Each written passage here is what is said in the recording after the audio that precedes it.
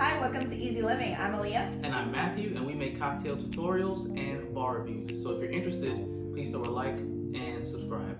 Especially subscribe if you are a Halloween fan or horror movie fan like I am. Every day's Halloween. We are going to be making a Halloween themed or horror movie themed cocktail for every Thursday of October. So that's 5 drinks, so definitely subscribe if you're into that. But today, we are making a French Martini.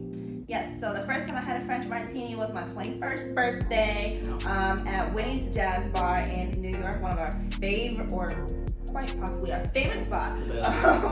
But without further ado, here is the French Martini. All right, so we're gonna start with a 1/2 ounce of chambord, which is raspberry liqueur.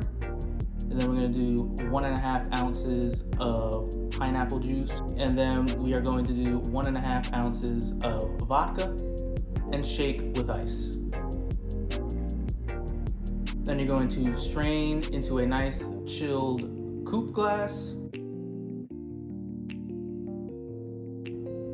and garnish with some raspberries. And here you have the French Martini. It's basically the drink, one of the 2 drinks, will make the other drink that got us into mixology and craft cocktails, again from Winnies Jazz Bar, which we hope will be opening soon. Shout out to the OG Perry. Yeah. And Justin, always treating us right. Thank you. If you like raspberry, this is your drink. It's really refreshing, light. I'm having flashbacks. I am. There's nothing bad about this drink. There's not a single thing bad about this drink. You drink it all year, any time of year. It's great. It's a classic, and it's not overpowering. It's really quite simple and just delicious. You can drink it all day.